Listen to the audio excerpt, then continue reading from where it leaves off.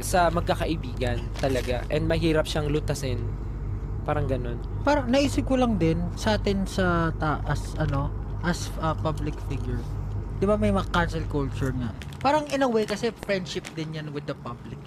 Kumbaga, let's say, syempre, kailangan lagi tama yung ginagawa mo. Pero parang naisip ko lang na parang sobrang toxic din pala nun kasi syempre, 'di ba, kuwari lahat naman tao nagkakamali, may nagagawa na hindi nila alam kasi hindi sila nag-guide.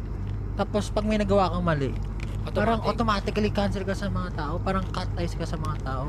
So parang gusto ko lang din bigyan ng light yung cancel culture na parang Give chance. parang give chance din sa mga tao na hindi naman tayo, lahat naman tayo nagkakamali. Kasi sa totoo Isipin mo sa office work mo, baka pag nagkamali ka, gusto mo fired ka agad ng boss mo.